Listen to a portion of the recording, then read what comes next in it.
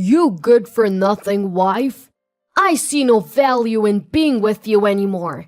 If you have complaints, let's divorce." The man shouting and turning red in the face in front of me was none other than my husband. How did I end up marrying a man like this? I had been thinking that we would support each other as a family of two from now on. But then suddenly, "I'll live with Dad." What? That was the reality my daughter abruptly thrust upon me. But my daughter had a secret plan. My name is Mary, and I'm 42 years old. I've been married to Johnson for almost 20 years. We're a family of 3, living with our high school freshman daughter, Mina. My husband has always been consumed by his work, so we never really went out together as a family when Mina was little. I loved my job and wanted to get back to work as soon as I put Mina in preschool, but my husband commanded me otherwise. "You're a wife and a mother.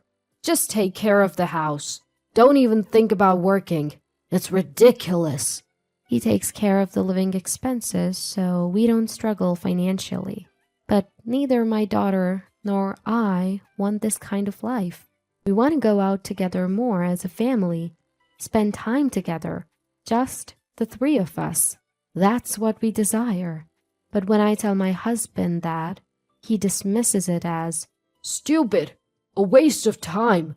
Unlike you two, I'm busy with work every day, and treats my daughter and me as if we were in the way. My daughter seemed to sense, even at a young age, that her father was rejecting family time. After a while, the time she spent talking to him decreased dramatically. On the other hand, my daughter and I got along like sisters. We would go shopping together, go to the movies on weekends. As she grew, she started helping with housework, and I could enjoy some free time for myself. My husband was relatively quiet. As long as my daughter and I didn't talk to him, he ate his meals without complaining. My daughter and I had grown accustomed to this lifestyle. But then one day, my husband started complaining about me. "Hey, I've been thinking about this for a while, but what is this mess you call food?" I didn't change the seasoning or anything." "I know that. Every single day you serve this disgusting food.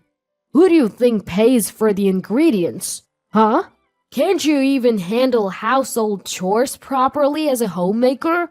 This is how he would yell, making unreasonable complaints. I had never been told that my cooking was delicious, but I had never been attacked with such harsh words before. "The seasoning is too bland. Are you treating me like an old man?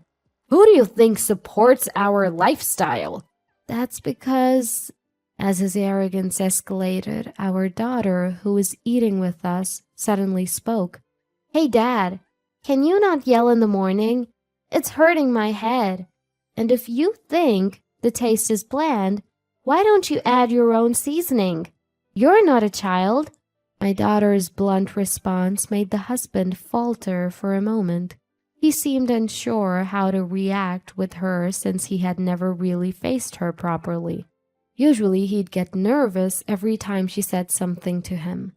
"Hey, are you listening, Dad? It's true that we live on your money, but who do you think cooks for you? Who lets you eat every day? Who washes your clothes so that you can wear a clean shirt every day?" That is, the husband, challenged by his daughter, struggled to find the words to reply. Then he turned his anger towards me instead. "Hey, it's your bad parenting that's made Mina such a bratty kid. How are you going to take responsibility?" "What? Calling your own daughter a brat?" It's true. Mina will probably turn out just like you. No good as an adult." The husband sneered, looking triumphant. I couldn't bear him ridiculing not only me but our precious daughter as well. "Enough! How can you say something like that to your own daughter? You're the worst." Raising my voice, the husband looked at me with scorn and retorted, You're a useless wife. I don't see the point of being with you. If you have complaints, let's get a divorce. A divorce? Why would you say that all of a sudden? What? Are you afraid of getting divorced? Well, I guess that makes sense for an unemployed homemaker like you. Living on your own would be impossible. With that, the husband began to laugh loudly. As he said, I had been a homemaker for so long that I didn't have much savings. Raising our daughter alone after the divorce would undoubtedly be challenging. But living with this man any longer, I absolutely couldn't endure it. While I was agonizing over this, our daughter spoke up again. Mom, it's okay. You don't have to stay married to Dad if it's too hard. I support the divorce. At her words, I felt a sudden lightness in my heart. My biggest worry about the divorce was my daughter, but she was saying this to me. There might be struggles ahead, but as long as I was with my beloved daughter, I made up my mind and agreed to my husband's demand for a divorce. All right, let's get divorced. With that, my husband, as if he had been waiting for this moment, pulled a filled out, "Come on, sign this. I'll give you the moving expenses as a parting gift." You're quite prepared, aren't you? Of course I am. You've wanted to divorce me for a long time now. I even started complaining about everything and you didn't notice. You hold on too much, you know. So that was it. My husband had been deliberately complaining to get a divorce quickly. He must have hated me so much. With that thought, I no longer cared about anything. I signed the divorce paper as he instructed, and he handed me the money. Make the most of that money. I felt like losing if I accepted it, but I could see that I would need the money. Without a word, I took the envelope and put it in my pocket. Once I decided on the divorce, it felt like a weight was lifted off my shoulders. So I decided to leave with my daughter right away. Come on, Mina, let's get ready. For now, we'll go to my parents' house until we find a new place, I began to say. I'm not moving. I'm staying with Dad, okay? What? What did you just say? Not moving? Staying with her father? I was utterly flustered by my daughter's words. Wait a minute, Mina. What do you mean? You were going to live with me. But I'm a high school student. I don't want to transfer schools now. Moving is a hassle, you know. Then Mom will find a house near your high school. I said it's fine. I'm used to living in this house, and I've decided to live efficiently. My daughter looked lively and not at all anxious. Seeing her like that, I felt incredibly sad. Was I the only one who thought we were close? The reaction from my daughter was more shocking than being confronted with divorce by my husband. But it wasn't just me who was taken aback. My husband was also confused. Don't joke. Normally a daughter lives with the mother. Get out with her. Stop it.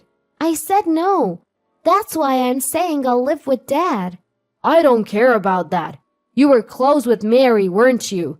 Why then? But I told you, moving is a hassle and living with Dad is more convenient if I think about efficiency. My daughter explained with ease, but my husband was not convinced. He kept yelling, "Get out with Mary!" But my daughter stubbornly shook her head.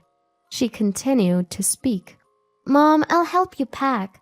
It'll be faster if we do it together. Saying that, she began to gather my belongings in my room.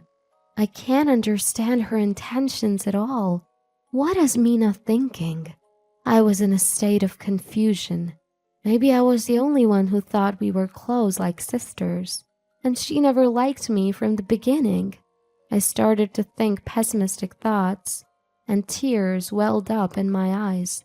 As I looked down to hide my face, my daughter spoke cheerfully. You'll be okay, Mom. Just bear it a little longer. Huh? I froze for a moment, not understanding. But that confusion was cleared when my daughter explained a certain plan. That's the way it is. So, Mom, hang in there by yourself. All right, I get it, I said, energized now that I had my daughter as a co-conspirator. I won't let my husband have his way with me. I will have my revenge. With revenge in my heart, I packed my things and left our home. I then went back to my parents' house, and a month later, I was able to rent an apartment. Once I told my daughter the new address, she started coming over after school. According to her, the plan is going smoothly. It should happen soon, she told me, 3 months after I had divorced my husband. Sure enough, one day, my husband called. Hello? Mary? Please, help me! He pleaded, his voice breaking. I pretended not to know what he was talking about and asked him, Help you? What on earth happened? Mina treats me like a housemaid every day. I can't take it anymore. It was exactly as I had heard. Since I left, my daughter had been forcing all the housework on him. I have work, and yet she tells me to make proper meals and do the laundry every day. Even the cooking. It's too salty, or it's unthinkable to serve such terrible food to my daughter. I'm really at the end of my tether. It seems my daughter is hurling back at him all the unfair things he said to me. What goes around comes around. Unaware, he turned to me for help. Please take Mina back.